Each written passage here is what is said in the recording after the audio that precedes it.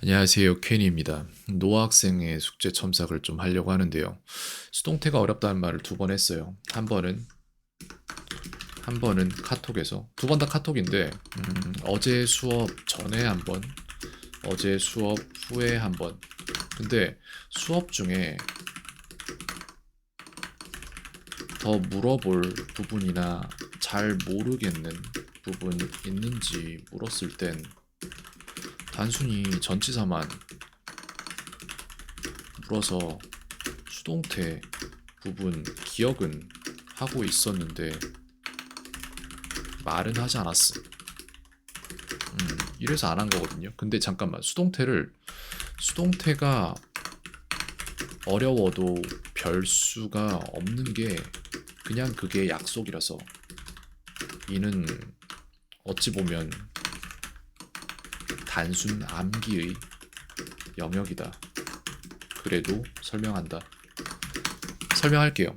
자, 이거를 보면서 내가 여기에서 뭘 해줄 수 있을지 모르겠어요. 근데 내가 수동태를 한다면 어떤 식으로 하고 나는 그것을 어떻게 기억할까라는 접근을 해보도록 할게요. 이거 엑셀이지. 그럼 이건 건들지 말고 여기에서 뭘 줘야 될까? 잠깐만요. 동사표 엑셀이고 엑셀인데 이걸로 접근을 하는 게 맞는 것 같고 여기에 아마 다 있을 거예요. 이게 노아의 전에 있었던 기록이고 자 갑시다. 다 지우면서 갈게요. 여기에서 수동태에 대한 이해를 주도록 할게요. 똑같아요. 일단은 얘네들이 어차피 맥락이 같기 때문에. 근데 여기에서 예를 들어서 이런 문장이 있잖아요. I eat apples라는 문장이 있어요. 그러면 나는 사과를 먹는다라는 문장인데 이게 시제별로 바뀌면 I ate apples가 되겠죠. I will eat apples가 될 거고 I am eating apples가 될 거고 I have eaten apples가 될 거예요. 자 그러면은 얘네들이 애초에 eat, ate, eaten이 될 텐데 얘네들이 애초에 이런 식의 흐름을 갖게 된 이유가 무엇이냐면은 우리가 하는 말은 되게 단순한데 그걸 점점 이제 살면서 더 복잡하게 할 일이 생기기 때문에 야, 너 I eat apples라고 말했는데 그게 과거였어? 그러면 과거라는 표시를 해야지. 근데 과거라는 표시가 없잖아. 우리 그럼 어떡하지? 과거라는 표시를 하기 위해서 한 개의 약속을 만들자. 과거 시제라는 것을 만들어내고 우리는 이제 이 약속에 의거하여 말을 하도록 하자. 라는 게 약속이 하나하나씩 정해진 거예요. 너 I eat apples라고 말했잖아. 근데 그게 나중에 먹자는 얘기였어? 어. 그럼 그걸 구분하는 구분점이 없잖아. 그렇다면 우리는 새로운 약속을 만들자. will이라는 미래에만 쓸 수 있는 것을 만들자. 야, 너 apples 먹고 있다는 소리였어? 난 몰랐지. 그러면 우리는 이제부터 먹고 있다라는 말을 만들기 위한 약속을 만들자. 비동사를 넣고 ing를 넣자. 이런 식으로 하나하나의 약속인 거예요. 모든 것들이. 각각의 쓰임에 맞는. 그래서 야, 그러면은 우리 이제 내가 뭐 한다는 게 아니라 누가 했는지 잘 모르겠는데 근데 그렇게 되어졌다라는 말은 어떻게 할 거야? 그것도 약속을 만들자. 라는 게 이제 수동태로 가는 거겠죠. 이 약속은 어떻게 됐냐면은 일단 목적어를 앞으로 빼요. 왜? 우리가 중점적으로 다루고 싶은 건 목적어니까. 그 다음에 대신에 주어는 뒤로 빼요. 맨 뒤로 뺄 거예요. 그렇게 하는데 apples eat I라고 하면은 그러면 이상하잖아. 애플이 너를 먹었단 거야?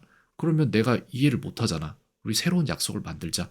그럼 이제 이런 식의 사과가 네가 사과를 먹는다는 얘기가 아니라 사과가 너에 의해 먹혀진다라는 얘기를 할 때에는 그것을 우리가 사용할 때 구분 지어 줄 수 있는 새로운 약속을 정하도록 하자. 그래, 그럽시다. 라고 약속이 생긴 거죠.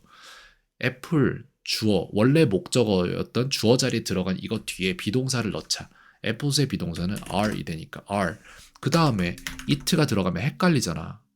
뭔가 헷갈리니까 그럼 이게 헷갈리지 않을 다른 걸 넣자. 그럼 우리 과거 분사를 넣자. 그래 좋아. eaten 넣자. Apples are eaten. 근데 apples eaten I 하면 여전히 이게 목적어 같은 느낌이 들잖아. 그러면은 이제 좋다.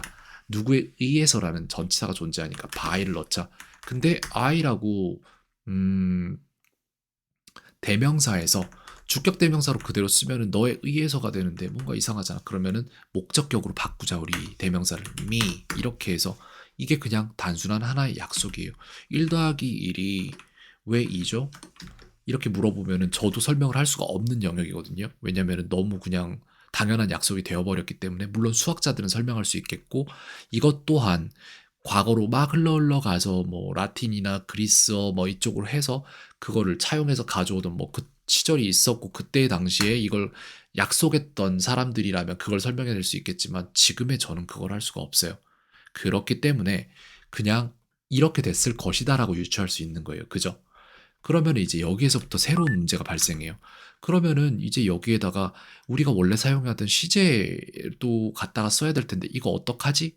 라는 생각이 들었겠죠. 내가 생각할 땐 여기에 그냥 얘만 바꿔주면 간단하게 해결될 일 같아. are의 과거형인 were을 넣도록 하자. 좋아, 좋습니다. 그렇게 합시다.